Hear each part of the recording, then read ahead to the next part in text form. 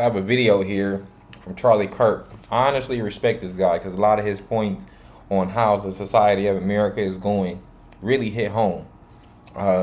So he's one of those activists that believe firmly that black people should not get reparations, that it should not be on the table for African Americans to receive reparations because no other race or group of people that have been demonized have their predecessors, basically their children's have ever received any type of funds for what happened to their great grandparents or grandparents. So he's talking about how civil rights might have led to more active crime, and he has proof. So I'm gonna just sit here and we're gonna have a quick discussion about his point of view.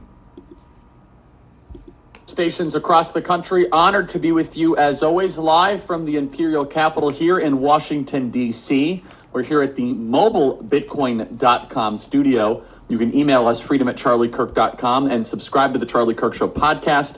The Charlie Kirk Show podcast is doing quite well right now as we check the numbers, number 8 overall in Apple News. We're going to get straight to a guest here about many different things, and I love this idea of just doing things, cleaning up our cities, amongst many other topics that we are going to cover. The guest is Aaron McIntyre. He's a serious thinker, Blaze TV host, and author of The Total State. Aaron, great to see you. Welcome to the Charlie Kirk Show.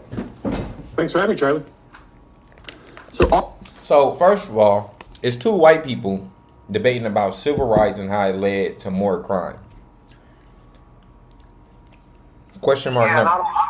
I don't like that idea that we have no representation in that topic that they're talking about. But let's see what they got to say. That's a good point. So, but we're gonna let them go. Aaron, why don't we take this, before we get into some of the stories of the day, it's your first time on the program, I believe. Introduce yourself. Who are you? What do you believe? And what do you do? I'm Aaron McIntyre. I've got the Aaron McIntyre Show over at Blaze TV. I'm somebody who spent a lot of time just as an average guy. I was a high school teacher. I did a little bit of reporting for a local newspaper. And I started studying a lot more about political theory once I saw what happened during COVID, all the insane violations of our rights, because I needed to understand what was actually going on. I started making videos and talking about that, and that's really how I got to what I'm doing today. So, speaking of kind of the structure and the form of government, let's dive into some of the news today. President Donald Trump has announced that there's going to be a federal takeover of Washington, D.C. Which is, in layman's terms, martial law has been declared on D.C. by President Donald Trump.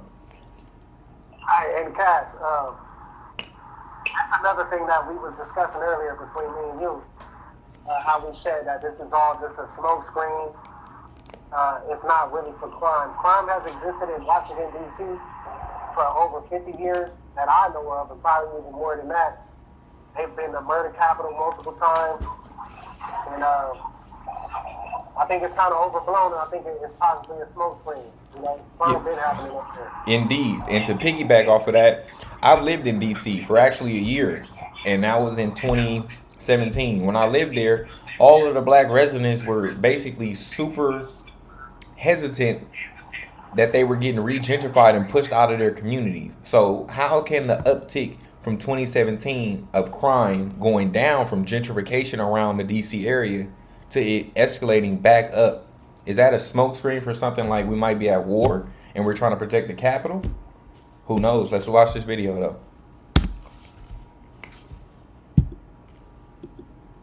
We have long said that crime is a choice, that rampant crime and the kind of degeneration of America's greatest cities has been a conscious decision by our political leaders. Has there been a comparable example in history or even in modern Western times of a great power deciding to no longer be great? And your thoughts on the federalization of Washington, D.C. as President Donald Trump uses federal force to clean up our nation's capital?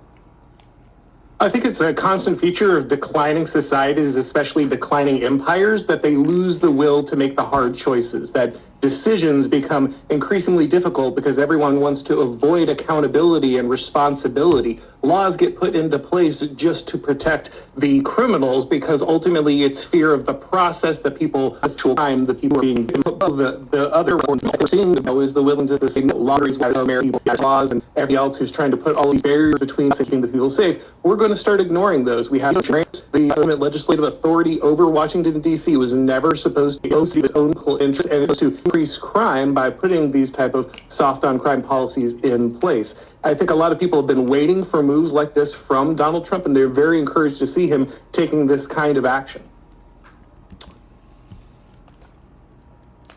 Action against the American people or action against crime?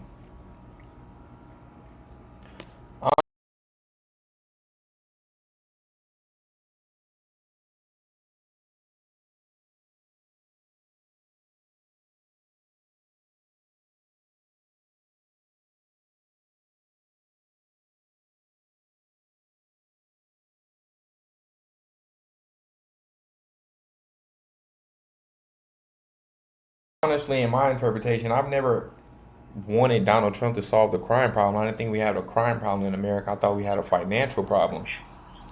The middle class was shrinking, the poor class was growing, and the rich class was growing. I think we had a division in America, not a crime problem.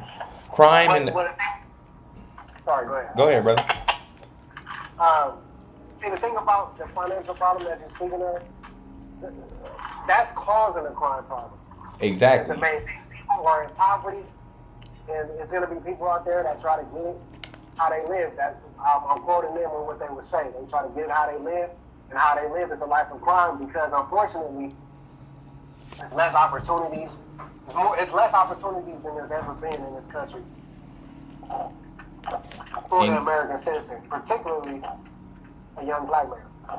Indeed. Which in result will cause crime to go up. Which is the reason why, in the argument of the black community right now, just 10 years ago, if you were 16, 17, 15 trying to get a job in your local area of your low and poverty community, you can go get hired at McDonald's, Dollar General, Walmart. Now all those jobs are being taken by illegal immigrants who are now coming in, getting hired by other illegal immigrants that have been here for 20 plus years, not hiring the inner youth in these cities such as DC, which was quote unquote Chocolate City not too long ago. So how do we go from a place that was thriving in near the U.S. Capitol and the U.S. presidency to it being now deemed under martial law just because you say crime has overtaken? If you gave these people opportunities and not just bled off their backs, it would give them less time on the street and more time in a facility, basically in the prosperity of America. But let's keep watching this. Wait, and then, hold on. I wanted to add another thing because I don't want people to get confused. Wherever there's a heavily populated area, there's going to be crime. Okay, so it doesn't matter in this country, it doesn't matter what city, it doesn't matter what side of the globe. There's going to be crime in a highly dense populated area. No matter skin color, cultural backgrounds, geological location. It's a fact. I agree with that. Of course, the press is up in arms over all of it. And it's not that crime is hard to stop. It's that it's mildly unpleasant to stop. And we have decided that if some groups will go to prison more often than others, then it's just not worth having real laws. Yeah, and Charlie, that's what reflected. Yeah, please, Aaron, please. Oh, I'm sorry. Yeah, just that we see that reflected all over our society. That ultimately, what people are worried about more is offense than actual safety. And so over and over again, we see people choosing not to offend certain groups, to placate certain politically correct theories about how society works, as opposed to look at how society is really working and taking action. And so a lot of people will notice, for instance, that certain groups, such as Black Americans, often commit higher crimes, but it is unfashionable to admit this, and noticing that more of these people would go to jail should people be actually arrested and the law enforced means that we have to pull back on the actual crime enforcement. I believe you've talked to Steve Saylor about this kind of impact that we see over again from kind of the perceptions our society has about how we should treat crime. And this is ultimately damaging people. So once again, like you said, we know how to solve this problem. It's not that crime is a mystery. We know what works, but we simply chose not to enforce it because ultimately crime is a policy choice. You can choose between actually enforcing the law and keeping people safe and having a free and equal society in which you understand that ultimately some groups who commit more crimes may end up in jail more often, or you can play, this game of obfuscating what's actually going on, being soft on these policies, ultimately hurting the very people who are contributing to society, just so you can please a bunch. Okay, so historically, they've always said that black people commit more crimes against black people, white people commit more crimes against white people, Mexicans commit more crimes against Mexicans. I'll say that to say that crime is based off of communities and atmosphere within that community. If crime is high in the black community, I'm more than certain that America has statistical data to back up why crimes. It's either because, like prime example in Dallas, jobs are down but AIDS are up between the ages of 13 to 21, meaning that more black African Americans are finding solitude, finding wholeness within sexual relations as opposed they are getting money. Meaning that if you're poor having sex, of course, the babies that you produce are going to be more prone to crime because they have less ability to go out and find a sustainable lifestyle to fit where they're trying to go, to get out of that black community where there is no proper opportunities for them to relieve themselves. Bunch of people who ultimately probably aren't voting, aren't contributing, are being involved in the body politic anyway. The Mike Cernovich had a phenomenal tweet last evening where MSNBC's up in arms and they're saying, oh, this is just a bunch of lies. DC, the crime is coming down. Understand, it's down from record highs post 2020, but it's not down of where it was 20 years ago. But this is an open offer, and Cernovich was exactly right. For any member of the press, this shows the fraud that they are. Why don't you go walk the Navy Yard with a GoPro at midnight, no armed security, no weapons, and live stream what you see? Why don't you go walk the Navy Yard, MSNBC, any one of these members of the press? You don't get any armored cars, no police support. Just walk the streets. Show us how safe they are. And then, by the way, you'll get big ratings. Expose the president's lies. I could walk the streets of Tokyo at night. When I walk the streets of Tokyo, there'll be no thugs or gangbangers, criminal members. All these members of the press, this is the key, they live in Northern Virginia or Maryland. Why don't they just live over the Anacostia? I just want to state a fact because I don't want nobody to get misled by what he's saying. There's gang members in Tokyo. I mean, it's ran by a whole criminal syndicate called the Triads and the Yakuza. So I just wanted to, that's a myth that he's talking about. There's definitely crime and there's definitely criminals out there. It may be lower in American cities, of course, but we have so many freedoms here that you can see how that may be. To piggyback off his point, they also don't televise crime in these other places. They don't televise Russian crime, Chinese crime, crime. Here in America, they literally established the news to shock fear into their civilians. They only used to post killings and car crashes and deaths on the news. So if you're being fed that all the time, then that's all you're going to see. But to continue. River. It's a lot closer to where they work. And of course, the not to mention, during the Ronald Reagan administration, it was a propaganda to paint African American children as super predators. That's where you get the New York Five, or the 5 kids that basically got charged with raping and beating that white woman but never did it. The key element of this is they're big talkers, but they even know how wildly undangerous Washington, D.C. has come. You mentioned something such as disparate impact. Aaron, do you believe this idea of disparate impact, that more black people might go to jail if you're tough on crime? Is that one of the modern original sins as to why we have allowed the country to descend into a more dangerous and at times third world unrecognizable environment. I like Charlie. I really do. But for this segment, he might be about 75 to 85% wrong. If he Yeah. I agree. Yeah, if he's going to sit here and say that the majority of crime committed in America is solely black African Americans, he's a liar. He's a straight liar. The only time we've ever seen white people literally committing crimes against non-black people was during COVID in Los Angeles when they raised up the minimum theft rate to $900 and people were doing those breaking in and enters. That's the only time. There's never been a time in American history when black people have united together against another race to commit crimes against those other race. It will never be a time in America when that stands. I guarantee you. I guarantee you. Everything he's saying right now is propaganda and a lie.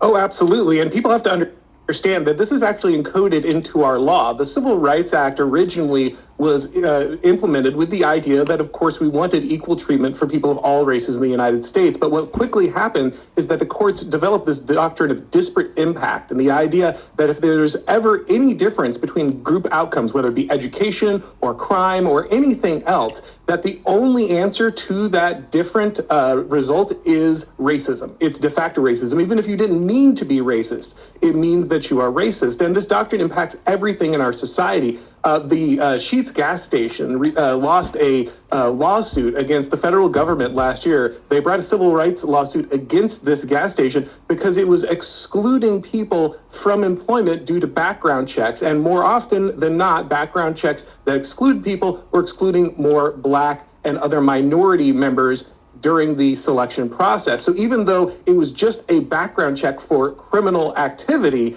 because it disproportionately produced results that kept Black Americans from getting jobs there, they lost the lawsuit. They were in violation of the Civil Rights Act. As they should be. As they should be. You know damn well the only black person that is going to apply to work at a gas station is an ex-con or a 16, 17, 18-year-old. And there's no way that in the DC metropolitan area where there is a diversity of more immigrants that run the businesses there. I've lived in DC. Black people run 50% of the businesses, but the other 50% are definitely immigration. If you're only trying to hire your people, you're going to put an application on there that goes typical to the demographic that you're not trying to hire. Right, and a perfect example of that is on applications, they look for a bilingual person. So that's just an example of what Cass is saying right now. Exactly. That's even more of a reason. If you see bilingual, must be bilingual. That's discriminatory towards African Americans that are from here in America. That is the reason why Donald Trump made English the first language of America. Because now you can't put bilingual on an application. It's discriminatory. It has to be a plus. Exactly. And this attitude impacts everything, our policing, our schools. I used to be a public school teacher. I was in a majority minority school, and in that school, it was made very clear that we could not discipline or fail our students because they were minority students, and disproportionately, that would show that we were racist, even though they were the majority of the student body, and it would simply make sense that more minority students were going to be failed or expelled in that environment. It didn't matter. So this doesn't just affect crime. Okay, and I believe that, and see, this is the thing, man. I don't agree with nothing this man is saying. I don't even agree with the topic. I mean, that is clearly a lie. I've never heard of a school in an urban minority environment where they couldn't fail a student. I've never heard of a bad student that couldn't get an F. I've never heard of that. And I just believe that's a lie. That's a bold-faced lie. And, Yeah, it's kind of crazy that he said that. I mean, how do you feel about that, Kirk? I agree. It used to be a conspiracy in the black community. Like if in public schools in lower inner city areas, it used to be a conspiracy that if this athlete was capable of going D1 or to the pros, but was academically illiterate, he was still due to pass. Whether if it was a C, a D minus, didn't matter. He was still due to pass to move him along the level. Never having a black community, I don't even think since the goddamn 50s, have we ever been at reading level, mathematician level. That's why they came up with the SAT scores, those biased tests that are culturally directed towards Asians and whites. So what he's saying is literally an outsider looking down and inside of a circle that he has no idea of the cultural norms that we go through in our own community. Yeah, you were a teacher teaching black African Americans, but prior to you going to that school, those 22 years of your life, you probably spent as a privileged white kid living in the suburbs to go teach African Americans to give back to a community that you thought needed your help. Sorry, sir, we don't need your help. We need things to be fair and we can help ourselves. In DC, this affects how your child is educated in the public school down the street. The Civil Rights Act was a new founding where we decided to discard the U.S. Constitution and reconstitute the story, the mantra, the creed, and the vision of America. And you even see this in... Because we were never embedded in that, and we built this place. Before the immigrants, before the Mexicans, before the Indians, black people built this place, and we were never included in that Constitution. In the Constitution, verbatim, it says that if you are not of white, pure descent, you are 3/5 of a man. They were talking about us. There's only two nationalities here in America, white and black. So the fact that you don't include us in the original blueprint of the foundation of America, when we've been here since day one, you have to give it something. You have to rewrite the Constitution because it wasn't written right in the first place. in Republican circles as well. They say, well, the Civil Rights Act corrected a lot of the errors of the Constitution. No, it didn't. The Civil Rights Act was a completely new creation. Of course, it was well intended by some. We have acknowledged that many times. But the Civil Rights Act at its core was a new founding.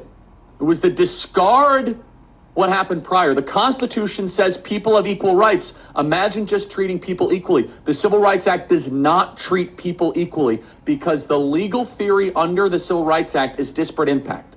And so therefore you can't arrest a bunch of criminals in DC because you might be disproportionately arresting black men, and that might be deemed as racist. It is.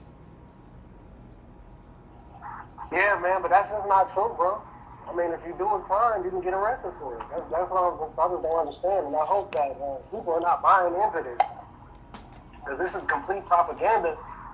And it's coming out as prejudice, if not downright racist. He's trying to say that you could do a crime and can't be charged for it. That's not true.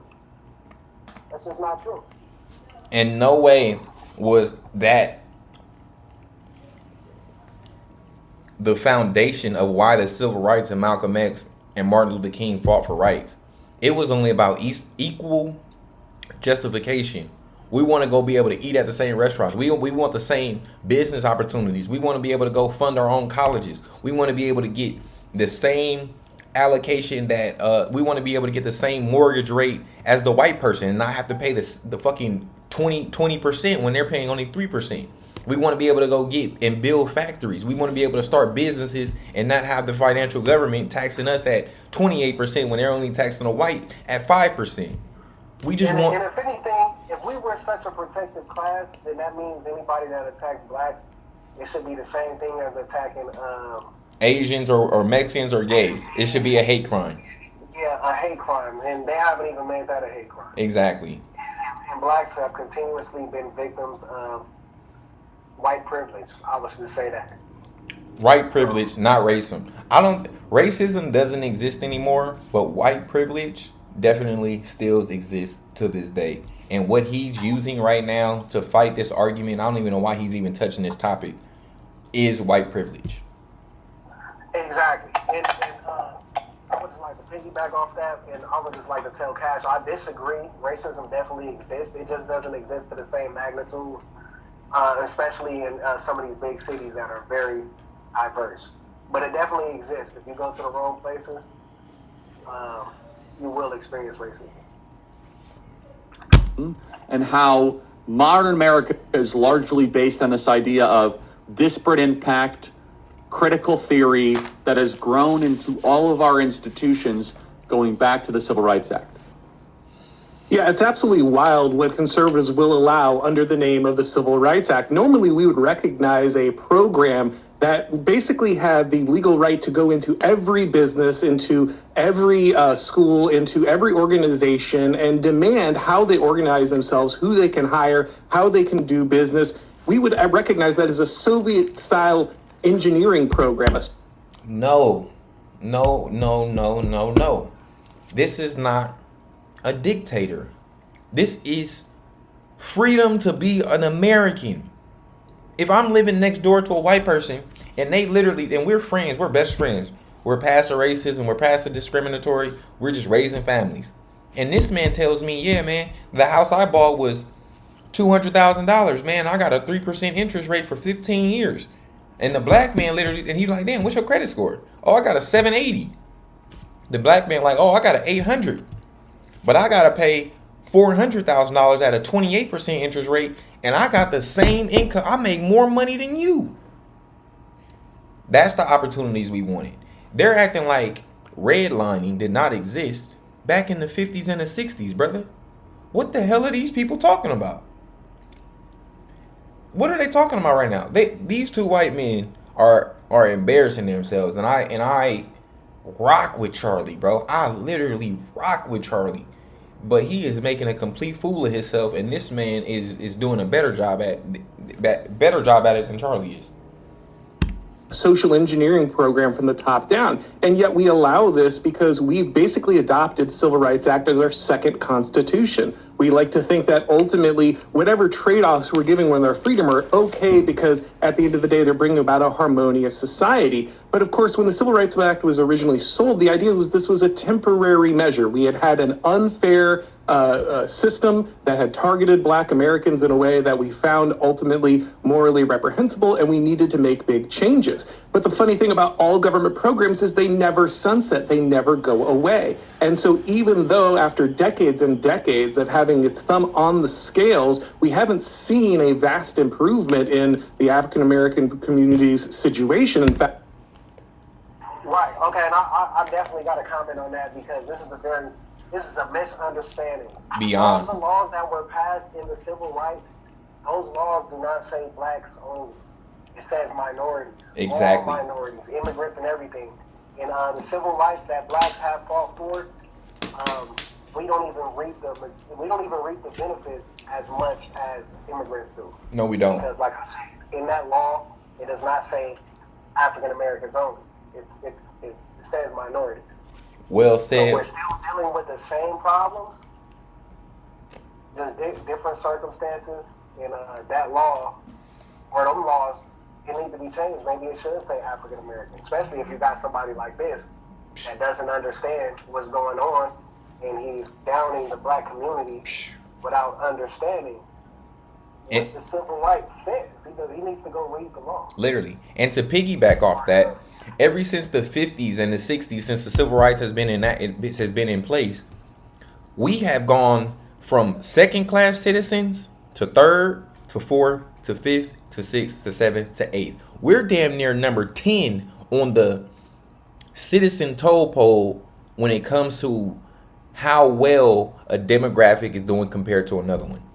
We're losing to the Asians. We're losing to the Chinese. We're losing to the Hispanics. We're losing to the Venezuelans. We're losing to the Haitians. Nigga, we don't own nothing. They're projected that by 2030, black net worth in America will be 0%. Damn near negative by 2050. So how the hell did civil rights even help us at all, brother? After civil rights, nigga, you niggas blew up Tulsa, Oklahoma, because it was the Black Wall Street competing with the National Wall Street in New York, brother. What are you talking about? This is what it looks like when a white person talks about a black system that they have no fucking idea about. We had to go through redlining. Immigrants ain't had to go through that. We had to go through immigrants being hired in management positions and not hiring more black peoples. No other race has gone through that in America. We went from second class citizens to now seventh or eighth class citizens in our own country that we built. And now we got two white people on here talking about, with 3.72 million subscribers, talking about how the Civil Rights Act increased more crime. You son of a bitch. You motherfucker. Okay. In fact, in many ways, we've seen it degrade due to the Civil Rights Act. Despite that, we continue to say the only option is to pour more and more effort into this. And each time we're giving away different freedoms and giving the government a blank check to involve itself in all of our lives. Think about the ways in which the Civil Rights Act was abused with all of the trans and all the gender madness. The way that... And this is what Inspired Mind just said.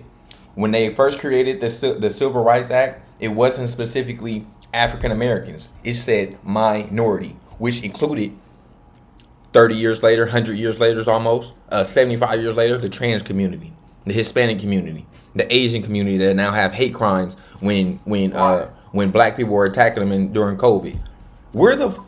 Then you get George Floyd with somebody on his neck, Trayvon Martin. The list goes on and on, brother.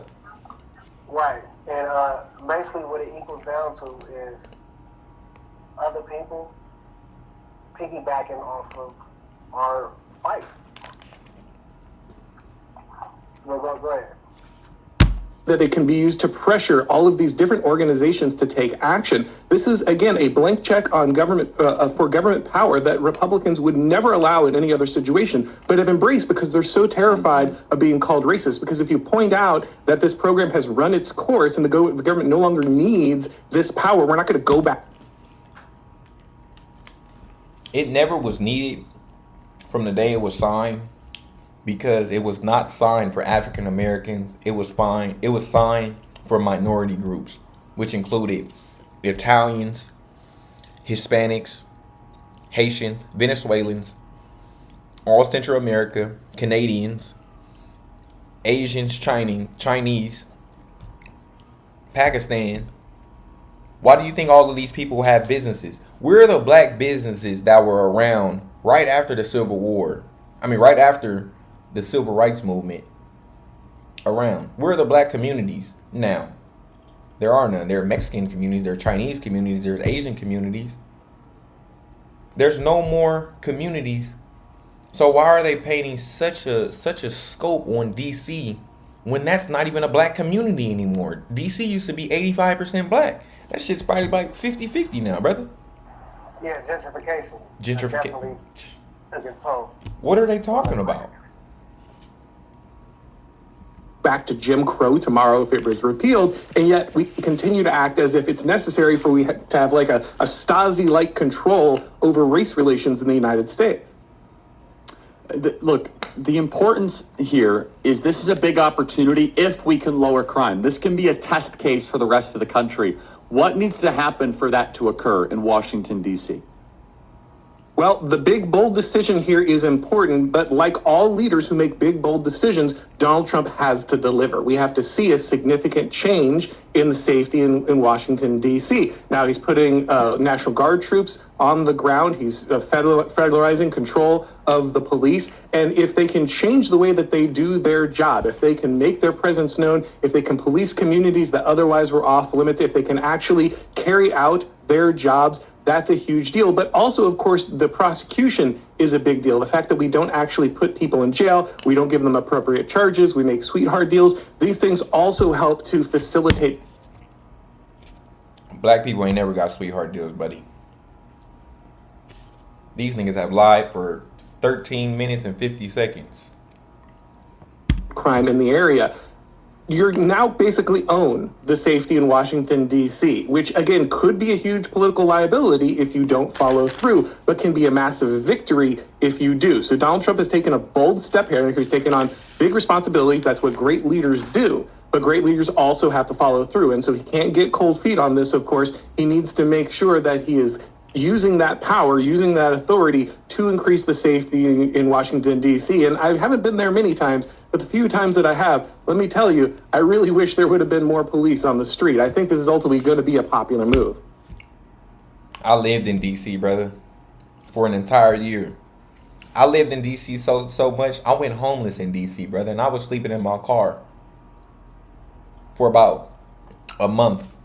I walked the streets of DC from Silver Spring all the way to Howard campus. No trouble, brother. No trouble. No trouble. Nighttime, great area. How is a place that's been getting gentrified for the past 20 years not making any waves in headline news when it comes to crime? Like, do they have more crime going on in St. Louis than in DC? Is the murder capital of the world not more important than where the president lives? This has to be a smoke screen. Let's continue though. Exactly. Chicago. Even Chicago, brother. Come on, man. Come on. So you telling me DC got more crime going on than in Chicago? Than in the murder capital, St. Louis? Than in Memphis, brother?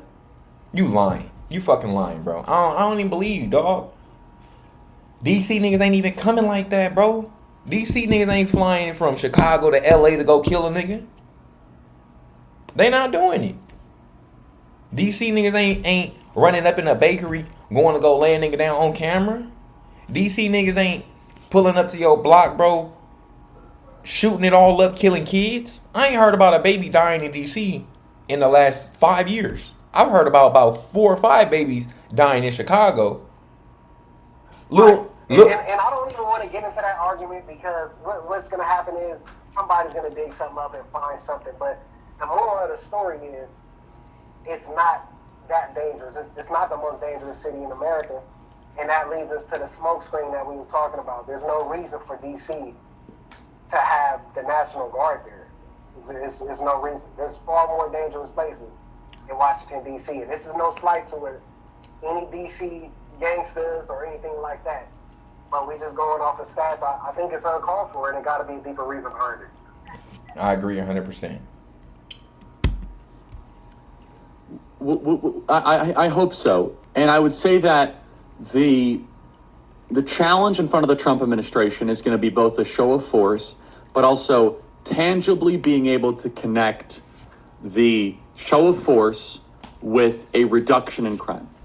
And honestly, I don't think we should put up with these blue city hellholes. Final thoughts, Aaron McIntyre. What do you have to say to people that say that we should forget the blue cities and retreat away from them? Look, ultimately, I think there is some level of self-sorting that is occurring in the United States. The only reason to move from blue states is because, for one, you can defend yourself with the Second Amendment, and it's being overran by immigration. No red state is dealing with this. I'm black. Exactly. No red. I've lived in 2 red states. No, I've lived in 4 red states and 2 blue states. The blue states have always been the worst. Yeah, and then the reason we can't just abandon the blue states, no matter what color it is because a lot of the blue states are they're the major powerhouses as far as commerce and just bringing wealth to this country. I mean, a lot of the blue states are some of the biggest cities in our country. This is true. And not to mention, to piggyback off that, a lot of the blue states are where the cultural norms of America come from. Other than the southern region, the southern region, which is majority red. Other than that, New York, California, they literally create the culture of America with all of those surrounding cities that might be red. So their entire argument is completely wrong. Is off. They missed. This is a terrible argument, terrible debate, terrible topic to even touch on. Live in Florida, where a lot of people fled during the COVID madness because they wanted to live in a state that was sane and wouldn't steal their freedoms due to this biomedical tyranny. But at the same time, we have to recognize that blue cities are some of our most important cultural and economic production spots in the United States. And the real problem with blue cities is that they're run by the Democrats, and obviously are soft on the populations that might be creating crime there. And so something that has to change ultimately is that these guys can't be allowed to continue these policies that are destroying some of our most important cities and states. Now, Trump has already talked about the possibility of expanding this program beyond Washington, D.C. That has a whole nother mess of legal categories that you have to deal with. Obviously, the president has far more direct power over Washington, D.C. due to the constitutional setup there. However, if you see